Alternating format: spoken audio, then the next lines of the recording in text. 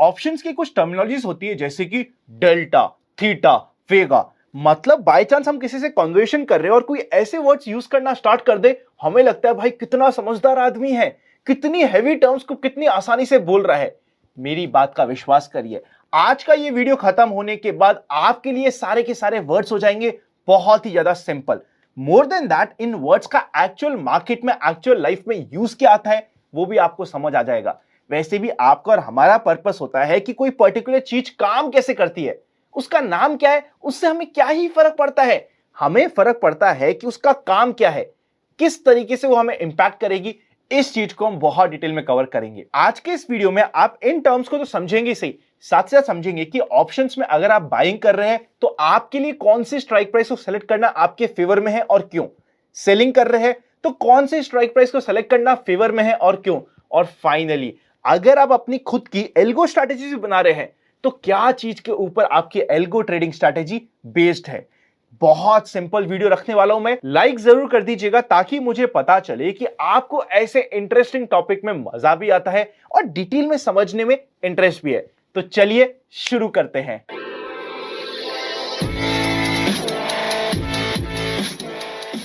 सबसे पहले सबसे इंपॉर्टेंट टर्मिनोलॉजी से शुरू करते हैं जिसका नाम है डेल्टा।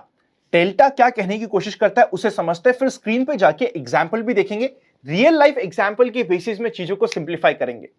डेल्टा हमें यह बताता है कि अगर हमारा अंडरलाइन एसेट बढ़ता है उसके रिस्पेक्टिव में हमारे ऑप्शन का प्रीमियम कितना बढ़ता है या कितना घटता है, बस यही बताता है डेल्टा। मतलब जो बढ़ने और घटने की अपने ऑप्शन के प्रीमियम की स्पीड है वो बताता है डेल्टा। अगर हम मानते हैं हमारा अंडरलाइन एसेट है निफ्टी, अगर हमारा निफ्टी 1000 पॉइंट बढ़ गया तो हमारा जो ऑप्शन है, सपोज करते हैं हमारा ऑप्शन है कॉल ऑप्शन, तो कॉल ऑप्शन कितना बढ़ेगा, बस यही परसेंटेज हमें बताता है डेल्टा। सपोज करते हैं अंडरलाइन एसेट यानी कि निफ्टी 100 पॉइंट बढ़ा, 100 पॉइंट के अगेंस्ट में हमारा ऑप्शन का प्रीमियम कितना बढ़ेगा, वो 100 बढ़ेगा, 50 बढ़ेगा, और भी कम बढ़ेगा यानी कि 10 या 20 बढ़ेगा। यही हमें पता चलता है डेल्टा से। आपको आई होप अभी तक बेसिक डेफिनेशन समझ आ गई होगी। स्क्रीन पे चलते मैं सीधा आपको ले जाने वाला हूं निफ्टी के ऑप्शन चेन के ऊपर एनएसई की ऑफिशियल वेबसाइट पे। तो चलिए चलते हैं। सबसे पहले हम आ चुके हैं एनएसई की ऑफिशियल वेबसाइट के ऊपर। यह हमारे पास अंडरलाइन एसेट है निफ्टी जिसकी अभी प्राइस चल रही है 17,662। यह हमारे पास ऑप्शन चेन आ चुका है निफ्टी का। सबसे पहले हम चलते हैं 17,700 के कॉल ऑप्शन पे। यह है कॉल ऑप्शन, 17,700 पे चल गए जिसकी वैल्यू चल रही है 85 रुपीज। अब सपोज करते हैं यहां पे हमारा निफ्टी बढ़ा 50 पॉइंट से, 17,700 से बढ़ते बढ़ते निफ्टी पहुंच गया 17,750 पे। क्या हमारा ये प्रीमियम भी 50 रुपीज से बढ़ेगा? आप एक बार सोचिए। आंसर तो मैं अभी इमीडिएटली आपको बता दूंगा, उससे पहले एक बार सोचिए, आराम से, जरूरत पड़े तो वीडियो को पॉज करिए और सोचिए। आंसर है नहीं बढ़ेगा। एग्जाम्पल से समझ लेते हैं। ये कैलकुलेटर मैंने आपके सामने डाल दिया है। 17,650 का प्रीमियम है 112, 17,700 का प्रीमियम है 85। मतलब अगर मैं 112 माइनस 85 करूं तो 27 रुपीज, एग्जैक्टली 27 भी नहीं बढ़ेगा, 27 से कम ही बढ़ेगा। पर आप देख सकते हैं निफ्टी बढ़ा 50 पॉइंट। अगर हम प्रीवियस डेटा को माने कि प्रीवियस डेटा ही आने वाले समय में भी रेलेवेंट रहेंगे तो ऑलमोस्ट 27 रुपीज तो मैक्सिमम लिमिट आपके सामने निकल के आ जाती है। एक्चुअली ये हमने रफ कैलकुलेशन करी है क्योंकि हमने 17,650 से 700 की रेंज को कैलकुलेट करके निकालने की कोशिश करी है। मुद्दे की बात जो मैं आपको समझाने की कोशिश कर रहा हूं वो ये है कि अगर हमारा निफ्टी 50 पॉइंट बढ़ता है तो हमारा ऑप्शन का प्रीमियम, सपोज करते कॉल ऑप्शन है, उसका प्रीमियम 50 रुपए से नहीं बढ़ेगा। कितना बढ़ेगा? ऑलमोस्ट 50% बढ़ता है अपने एंडरलाइन एसेट के मोमेंटम से। ये होती है रियलिटी। ये मैं असली फिगर्स बता रहा हूं आपको। अगर हम एट दी मनी किसी भी अंडरलाइन एसेट पे काम करते हैं, अगर अंडरलाइन एसेट 100 रुपए से बढ़ता है तो हमारे ऑप्शन का प्रीमियम सिर्फ 50 रुपए से बढ़ता है। एक लाइव एग्जांपल मैंने आपको ऑलरेडी बता दिया है।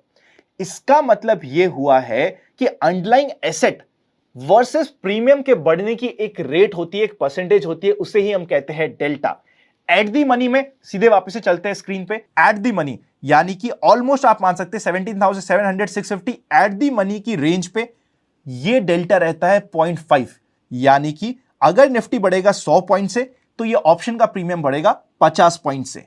सिंपल सा पॉइंट है, जितना हम डीप इन दी मनी जाएंगे, deep in the money call में क्या हो गया, सपोज करते हैं हम 15,000 पे आ गए, 14,000 पे आ गए, 16,000 पे आ गए, डीप इन दी मनी जाते जाएंगे, वितना ये फिगर 1 के पास जाता जाएगा। मतलब सपोज करते हैं हम 16,000 के कॉल में काम कर रहे हैं, यहां पे अगर हमारा इंडेक्स 1000 पॉइंट बढ़ेगा तो ये ऑप्शन का प्रीमियम भी 1000 पॉइंट बढ़ जाएगा। अगर हमारा निफ्टी 100 पॉइंट बढ़ेगा तो ऑप्शन का प्रीमियम भी हाइपोथेटिकली ऑलमोस्ट 100 पॉइंट के आसपास बढ़ जाएगा। क्या एग्जैक्टली 1 कभी होता है? एग्जैक्टली 1 होता है सिर्फ एक्सपायरी के एकदम आखिरी के 1 घंटे में। आप कह सकते हो कि जितना हमारा इंडेक्स यानी कि अंडरलाइंग एसेट ऊपर नीचे होगा, उतना ही ऑप्शन का प्रीमियम भी ऊपर नीचे हो जाएगा। पर हाइपोथेटिकली हम ये मानते हैं कि जितना हम डीप इन दी मनी जाते हैं, वितना 1 की तरफ जाते जाते हैं, मतलब वितना ही अंडरलाइंग एसेट के मोमेंटम का इंपैक्ट होता है ऑप्शन के प्रीमियम पे। अगर हम आउट ऑफ द मनी जाएंगे, वितना ही ये 0 के पास जाता जाएगा। सपोज करते हैं हम 20,000 के कॉल में काम करते हैं, तो हो सकता है आपका इंडेक्स 1000 पॉइंट बढ़ जाए और वहां पे आपके ऑप्शन के प्रीमियम पे कोई फर्क ही ना पड़े या बहुत ही इररिलेवेंट सा फर्क पड़े, क्योंकि जितना हम आउट ऑफ द मनी जाते हैं वितना ही 0 की तरफ होता जाता है डेल्टा। पुट में इसका एग्जैक्टली ऑपोजिट होगा। पुट होता क्या है? पुट में हम right to sell a security buy करते हैं, मतलब हमें लग रहा है कि इस पर्टिकुलर अंडरलाइंग एसेट का प्राइस टूटना चाहिए, तो यहां पे एट दी मनी में रहता है -0.50, मतलब नेगेटिव कोरिलेशन रहता है। जितना हम इन दी मनी जाते हैं, मतलब कि जितना हम बढ़ने की साइड जाते हैं, जो हमारा इन दी मनी हो गया, वितना ये -1 की तरफ जाएगा। जितना हम आउट ऑफ दी मनी जाएंगे, पुट में आउट ऑफ दी मनी क्या हो गया, 15,000, 14,000, 13,000, जितना हम आउट ऑफ दी मनी जाएंगे वितना ये 0 की तरफ जाता जाएगा। आपने ये समझ लिया, ये इंपॉर्टेंट पॉइंट था कि डेल्टा एट दी मनी में होता है 0.50, जितना हम आउट ऑफ दी मनी जाते हैं वितना ही आपका अंडरलाइंग एसेट के मोमेंटम का इंपैक्ट ऑप्शन के प्राइस पे कम पड़ता है। अब हम समझते हैं कि जब हम ऑप्शन को सेल करते हैं, हम आउट ऑफ द मनी क्यों करते हैं। यही आपको आंसर मिल गया है, क्योंकि out of the money option में जब भी आप सेल करते हैं, आपका डेल्टा 0.5 से भी कम होता है। जितना आप far out of the money जाते जाएंगे, उतना आपके लिए बेनिफिशियल हो जाता है, क्योंकि इवन अगर आपके अंडरलाइंग एसेट का प्राइस आपकी एक्सपेक्टेशन, सपोज करते हैं मुझे लगता है कि निफ्टी 18,000 के ऊपर तो नहीं जाएगा, मैंने 18,000 के कॉल सेल कर दिए या 19,000 के कॉल सेल कर दिए। इवन अगर मेरे अगेंस्ट में थोड़ा सा मोमेंटम हो गया, मेरे ऑप्शन के प्रीमियम का मोमेंटम मेरे अगेंस्ट में कंपैरेटिवली कम होगा, क्योंकि डेल्टा यहां पे 0.5 से भी कम है, 0 के पास जा रहा है, 0.2 या 0.3 हो सकता है। अगर हम 18,000 या 18,500 के कॉल की बात कर रहे हैं, इसी के अगेंस्ट में अगर आप ऑप्शन को बाइंग की बात कर रहे हैं, कभी भी आउट ऑफ द मनी आपको बाय नहीं करना चाहिए। आई होप आप समझ चुके होंगे। अगर आपने out of the money by कर लिया, आपको लग रहा है कि मार्केट तो 20,000 होने वाला है इसी महीने में, आपने सीधा बाय कर लिया 18,500 का कॉल। सपोज करते हैं मार्केट 20,000 नहीं 18,300 भी पहुंचा, आपके फेयर का डायरेक्शन का मूव हो गया ऑलमोस्ट 700-800 पॉइंट का, पर आपके ऑप्शन की प्रीमियम का मूव आपके फेवर में 800 पॉइंट का नहीं होगा, क्योंकि डेल्टा कम है। समझा? आई होप आपको समझ रहा है, आप आ रहे होंगे। अगर आप ऑप्शन को बाय कर रहे हैं, आप चाह रहे हो कि आप एक पर्टिकुलर स्टैंड पे खेल रहे हो। सपोज करते हैं आप कॉल ऑप्शन को बाय कर रहे हो तो आप तेजी खेल रहे हो। अगर आपके अंडरलाइंग एसेट में तेजी होती भी है तो आपको उसका पूरा इंपैक्ट तो मिलना चाहिए ना। मतलब अगर हम थ्योरेटिकली अच्छी स्ट्रैटेजी बनाने की कोशिश कर रहे हैं बाइंग की, तो हमेशा हमें बाय करना होता है इन दी मनी। क्या हम बहुत ज्यादा इन दी मनी बाय कर सकते हैं? बहुत ज्यादा बाय करेंगे तो कई बार लिक्विडिटी इश्यू आ जाते हैं, पर एटलीस्ट एट दी मनी या फिर इन दी मनी ऑप्शन को ही हमें बाय करना चाहिए, क्योंकि वहां पे डेल्टा आपके फेवर में रहता है। अगर आपके अंडरलाइंग एसेट का प्राइस का मोमेंटम आपके फेवर में हुआ, आपके ऑप्शन का मोमेंटम भी आपके फेवर में कंपैरेटिवली ज्यादा होगा। समझा? यह था मुद्दे की बात। इसीलिए एक इंपॉर्टेंट प्रिंसिपल आपको पूरे ऑप्शंस आपके लाइफ लॉन्ग काम आएगा। जब भी हम ऑप्शन सेलिंग की बात करते हैं, हम आउट ऑफ द मनी जाके सेल करेंगे, क्योंकि डेल्टा वहां पे कम है। अगर हमारे अगेंस्ट में मूव हुआ तब भी हम बच के रहेंगे, क्योंकि डेल्टा कम है। कभी भी आउट ऑफ द मनी जाके हमने ऑप्शन को नहीं बाय करना है, क्योंकि वहां पे डेल्टा आपके फेवर में नहीं है। अगर आपने बाय कर लिया तो ऑप्शन सेलर के विनिंग की प्रोबेबिलिटी ऑलरेडी पहले दिन से ही बहुत हाई है और आपकी लूजिंग प्रोबेबिलिटी पहले दिन से ही बहुत लो है। यह हो गया हमारा पहला सबसे इंपॉर्टेंट कंसेप्ट। अगर जरूरत पड़े तो इस वीडियो को यहां तक वापस से देख लीजिएगा। इसके बाद मैं आपको थीटा और वेगा भी शॉर्ट में समझा देता हूं। बहुत सिंपल है, वहां पे हमें इतना ज्यादा दिमाग लगाने की जरूरत नहीं है, पर यह था हमारे लिए सबसे इंपॉर्टेंट कंसेप्ट।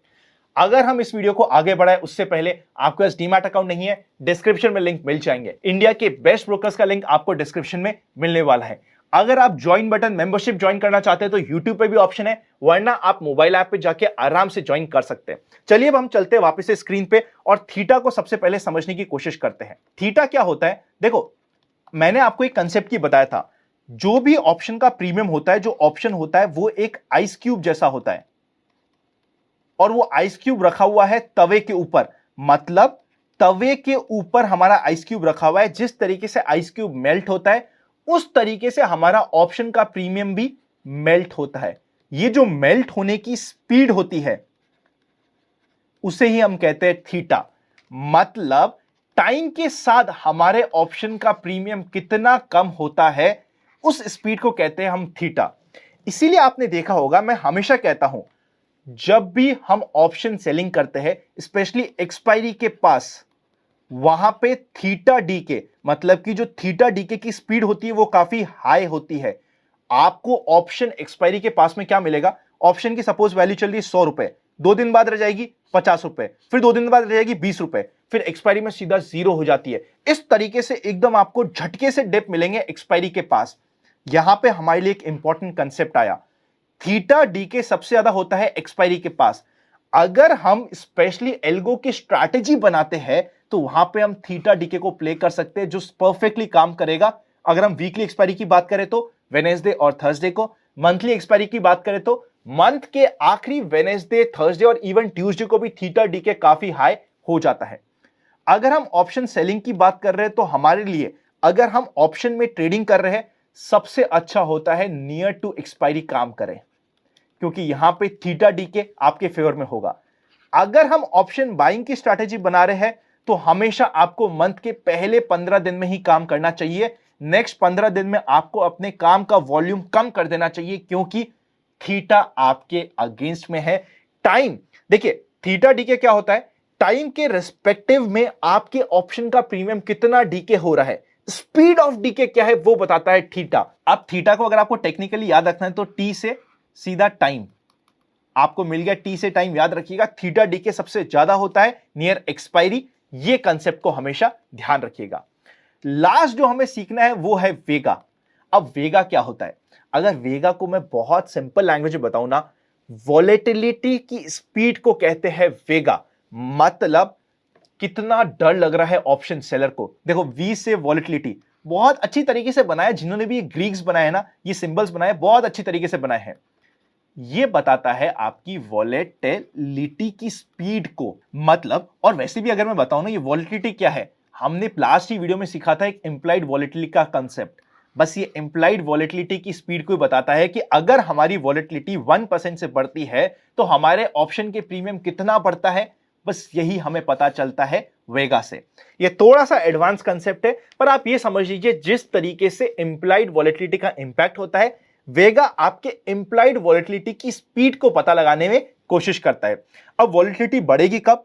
कभी भी कोई मार्केट में न्यूज आ जाए, कोई फियर आ जाए, कुछ ऐसा अननोन फैक्टर आ जाए जिससे काफी लोगों को डर लगे, तो आपकी वॉलेटिलिटी, इंप्लाइड वॉलेटिलिटी और वेगा तीनों चीज आपको बढ़ी हुई मिल जाएगी। सपोज करते हैं यहां पे बिल्कुल मार्केट स्टेबल हो गया है, बिल्कुल स्लो मोशन में काम कर रहा है, तो ऑब्वियसली वेगा कम हो जाएगा। ये हो गए हमारे ऑप्शंस के कुछ इंपॉर्टेंट कंसेप्ट्स, जिससे अभी तक आई एम वेरी श्योर काफी लोगों को डर लगता होगा।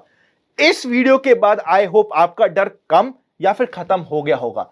जरूरत पड़े तो इस वीडियो को 2 से 3 बार देखिए, दोस्तों शेयर कीजिए और लाइक करके मुझे मोटिवेट करना मत भूलिएगा। Happy learning. सारे इंपॉर्टेंट लिंक्स डिस्क्रिप्शन में मिल जाएंगे। सी यू वेरी सून।